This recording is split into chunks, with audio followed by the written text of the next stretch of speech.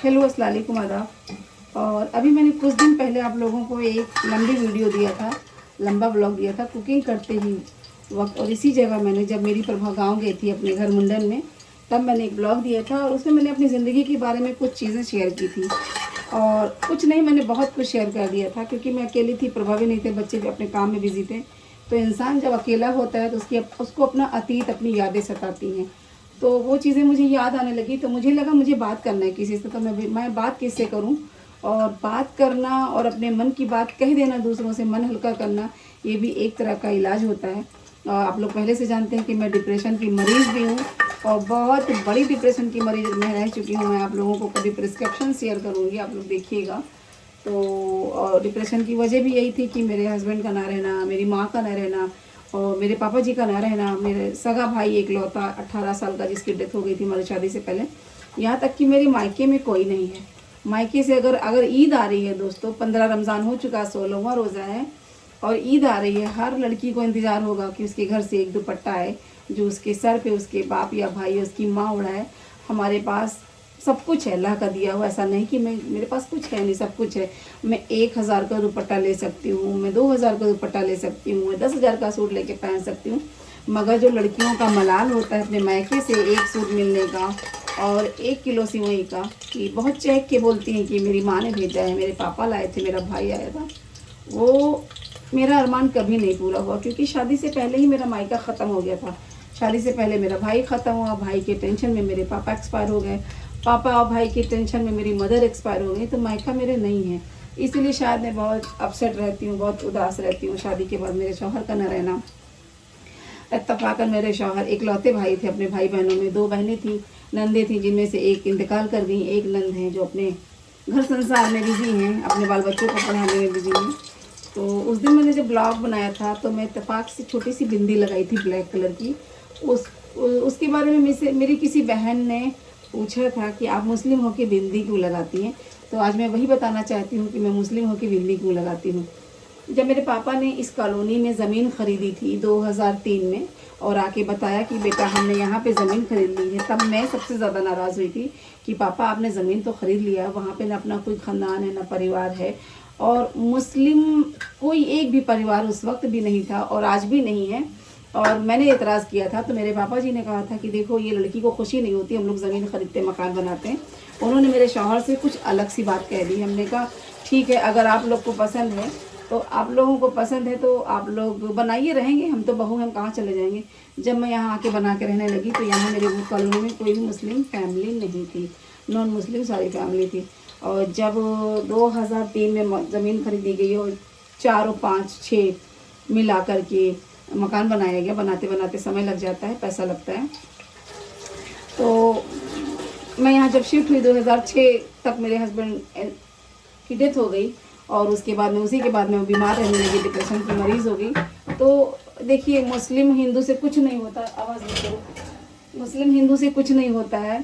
कहीं ना कहीं आपको मुस्लिम में भी बहुत अच्छे लोग मिल जाएंगे और नॉन मुस्लिम में भी बहुत अच्छे लोग मिल जाएंगे। और मेरी कॉलोनी में मुझे आने जाने की इजाज़त नहीं थी क्योंकि मेरे ससुराल वालों को पसंद नहीं था कि मेरी बहू किसी के घर जाए या मेरी बहू से कोई मिलने आए। तो अकेलापन और इतने बड़े दुख का पहाड़ टूटा था। और अकेले भी जब मेरे पापा ने देखा कि मेरी बहू डिप्रेशन में मर जाएगी, ज़िंदा नहीं रहेगी, सुसाइड कर लेगी, तो उनको अपनों की ज़रूरत महसूस हुई। अपनों को उन्होंने बताया, ख़ानदान में परिवार में लोग आए गए चले गए, 1 दिन रुका, 2 दिन रुके, कोई बहुत दिन तक मेरा साथ नहीं देता क्योंकि हर आदमी का अपना घर परिवार होता है। उसके बाद सब आए और चले गए। फिर पापा जी को लगा कि नहीं, डॉक्टर का कहना यही था कि अपनी बहू को लोगों के बीच में रखिए, बहू को लोगों के बीच में रखिए, उसका खुश रहना बहुत ज़रूरी है। फिर धीरे धीरे कॉलोनी में सबको पता चलने लगा कि अरे फला की बहू तो डिप्रेशन में चली गई, उसका हस्बैंड ख़त्म हो गया जब से। तो लोग मेरे से मिलने की इच्छा जाहिर करने लगे। जब लोग मेरे से मिलने आने, मुझे देखने आने लगे, तो मेरे पापा जी बड़े मायूस होके हाथ जोड़ के, पापा जी यानी ससुर जी, हाथ जोड़ के वो लोगों के सामने यही कहने लगे, भाभी जी आप मेरी बहू को अच्छा करवाइए, मेरी बहू का साथ दीजिए, मेरी बहू को अपने में शामिल करिए। और धीरे धीरे करके सभी लोग मेरे घर आने जाने लगे और सभी लोग बहुत प्यार करते थे मुझे क्योंकि मेरी उम्र बहुत कम थी और मेरा दुख बहुत बड़ा था। लोगों को बड़ी हमदर्दी, बड़ी मोहब्बत थी मुझसे।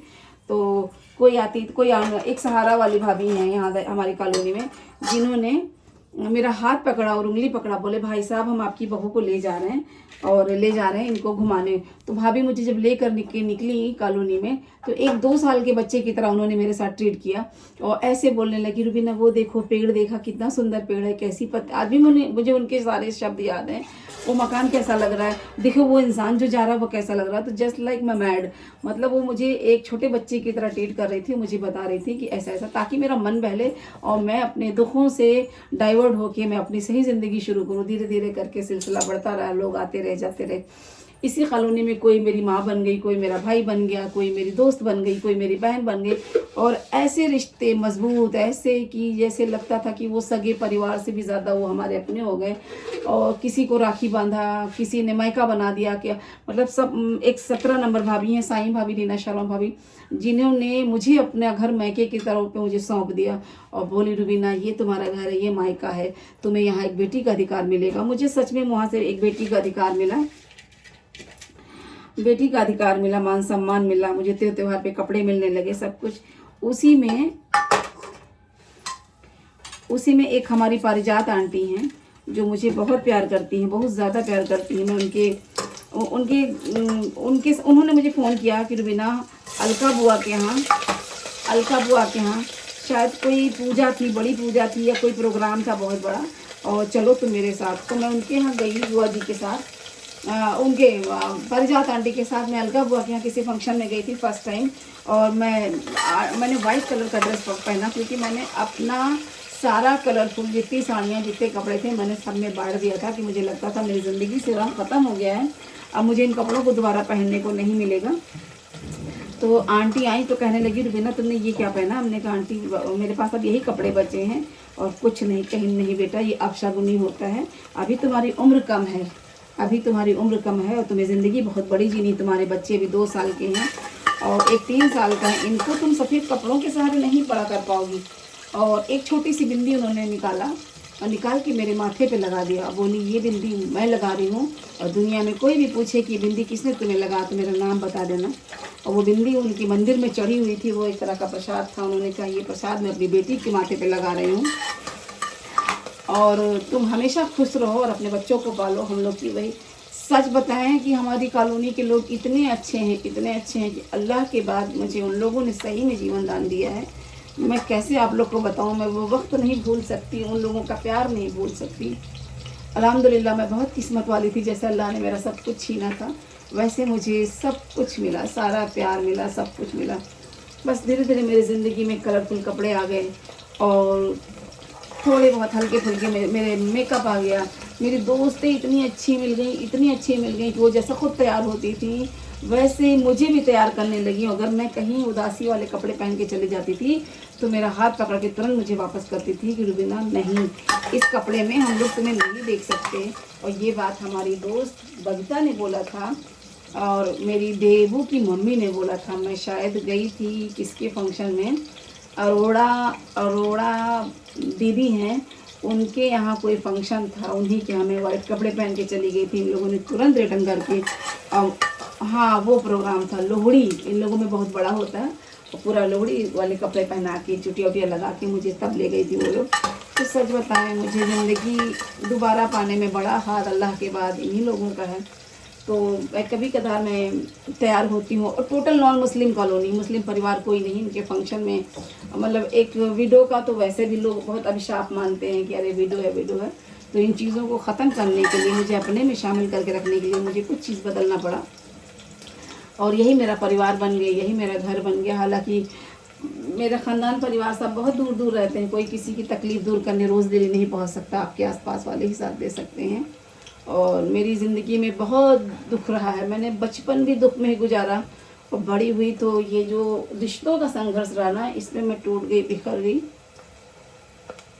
मुझे रोना नहीं है, अल्हम्दुलिल्लाह सब कुछ है मेरे पास। 2 शहजादे हैं, 2 बेटे हैं, और जो मुझे बेहद समझते हैं, मुझे बेहद प्यार करते हैं। मुझे इस बात की बेहद खुशी है कि मेरे बच्चे मुझे बहुत प्यार करते हैं। मगर कहते हैं ना कि जो लाइफ में एक कमी रह जाती है उस कमी को कोई दूर नहीं कर सकता, उनकी कोई जगह नहीं ले सकता। मेरे मरहूम शौहर बिलाल साहब, अल्लाह पाक उन्हें जन्नत में जगह दे, और उनकी मग़फ़िरत फरमाए। उन्होंने हम लोगों के लिए बहुत कर दिया, अपने कम वक्त में भी उन्होंने बहुत कुछ कर दिया ताकि उनके बीवी बच्चे दाल रोटी अपने आराम से खाते रहें।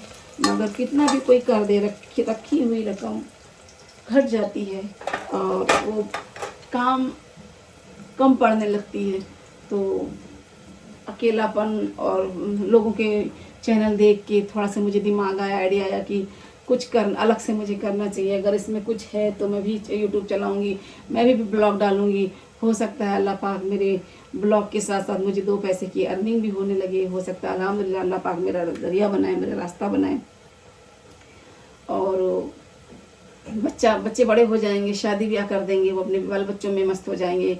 हो सकता है उनके लिए, उनके पास हमारे लिए वक्त हो ना हो, तो आखिर मैं किससे बात करूँगी? तो वो आप हैं जिनसे मैं बात करूँगी, जिनसे मैं अपनी हर दुख सुख शेयर करूँगी, आप तक अपनी बात पहुँचाऊँगी।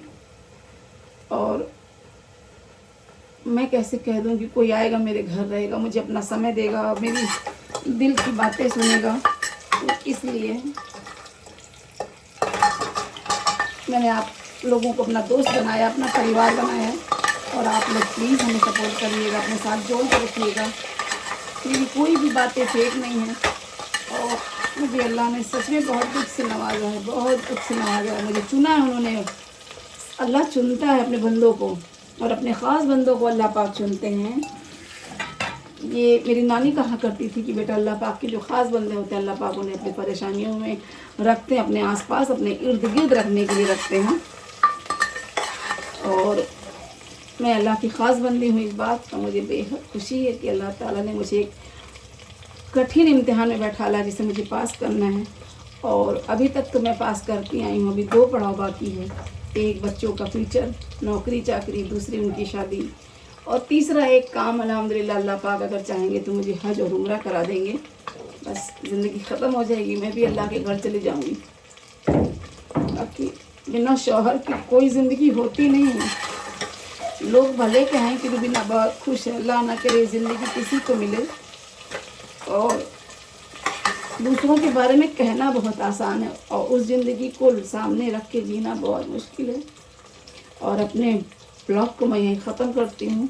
अस्सलाम वालेकुम, आदाब, नमस्कार। मुझे सपोर्ट करिएगा। खुदा हाफिज़, दुआ में याद रखिएगा।